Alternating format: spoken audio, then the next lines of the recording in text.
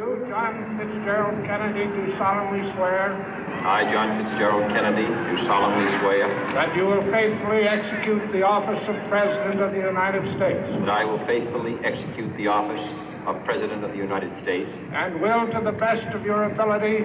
And will, to the best of my ability. Preserve, protect, and defend the Constitution of the United States. Preserve, protect, and defend the Constitution of the United States. So help you God. So help me God.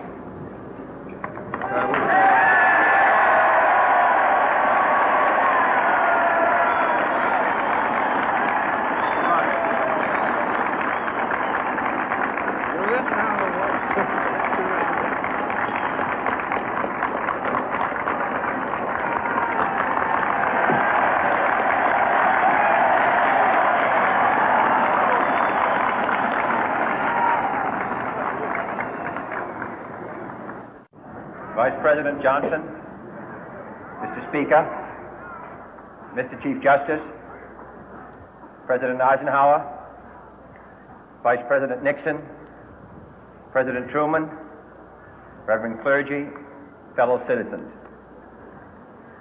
We observe today not a victory of party, but a celebration of freedom, symbolizing an end as well as a beginning, signifying renewal as well as change. For I have sworn before you and Almighty God the same solemn oath our forebears prescribed nearly a century and 3/4 ago.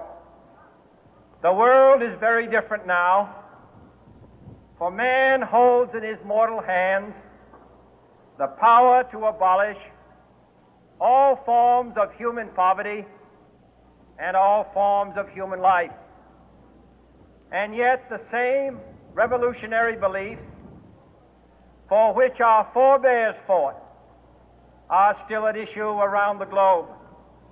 The belief that the rights of man come not from the generosity of the state, but from the hand of God. We dare not forget today that we are the heirs of that first revolution. Let the word go forth from this time and place to friend and foe alike that the torch has been passed to a new generation of Americans born in this century, tempered by war, disciplined by a hard and bitter peace, proud of our ancient heritage, and unwilling to witness or permit the slow undoing of those human rights to which this nation has always been committed and to which we are committed today at home and around the world.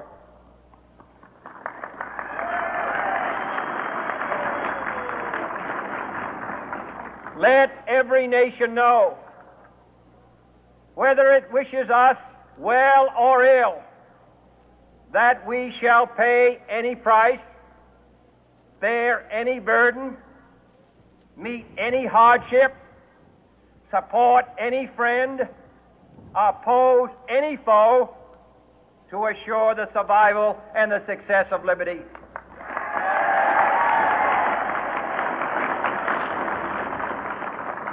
This much we pledge and more. To those old allies whose cultural and spiritual origins we share, we pledge the loyalty of faithful friends. United, there is little we cannot do in a host of cooperative ventures. Divided, there is little we can do, for we dare not meet a powerful challenge at odds and split asunder.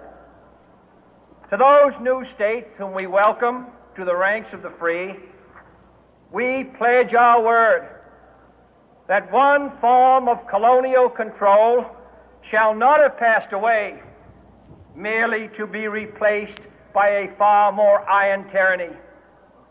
We shall not always expect to find them supporting our view, but we shall always hope to find them strongly supporting their own freedom, and to remember that in the past, those who foolishly sought power by riding the back of the tiger ended up inside.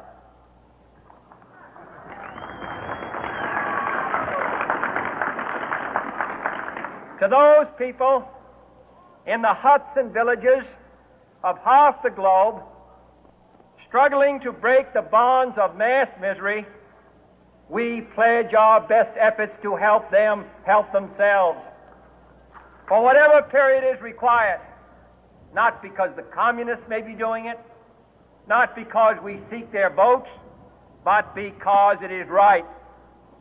If a free society cannot help the many who are poor, it cannot save the few who are rich.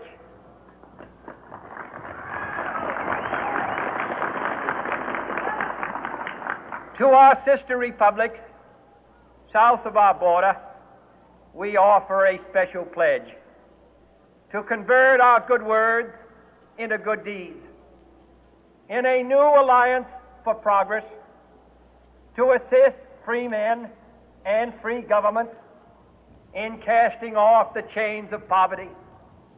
But this peaceful revolution of hope cannot become the prey of hostile powers. Let all our neighbors know that we shall join with them to oppose aggression or subversion anywhere in the Americas. And let every other power know that this hemisphere intends to remain the master of its own house.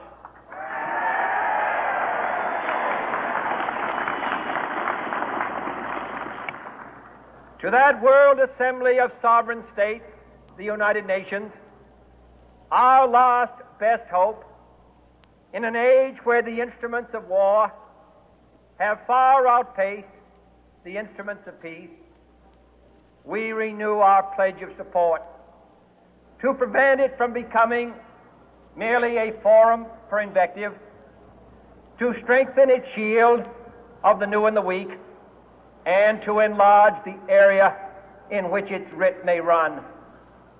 Finally, to those nations who would make themselves our adversary, we offer not a pledge, but a request that both sides begin anew the quest for peace. Before the dark powers of destruction, unleashed by science, engulf all humanity in planned or accidental self-destruction, we dare not tempt them with weakness, for only when our arms are sufficient beyond doubt can we be certain beyond doubt that they will never be employed. But neither can two great and powerful groups of nations take comfort from our present course, both sides overburdened by the cost of modern weapons, both rightly alarmed by the steady spread of the deadly atom, yet both racing to alter that uncertain balance of terror that stays the hand of mankind's final war. So let us begin anew, remembering on both sides that civility is not a sign of weakness, and sincerity is always subject to proof. Let us never negotiate out of fear, but let us never fear to negotiate.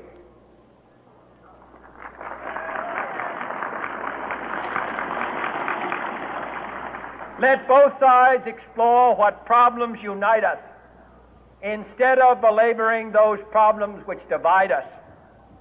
Let both sides, for the first time, formulate serious and precise proposals for the inspection and control of arms, and bring the absolute power to destroy other nations under the absolute control of all nations.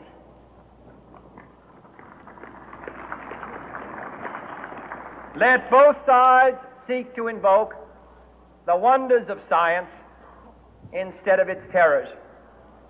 Together, let us explore the stars, conquer the deserts, eradicate disease, tap the ocean depths, and encourage the arts and commerce.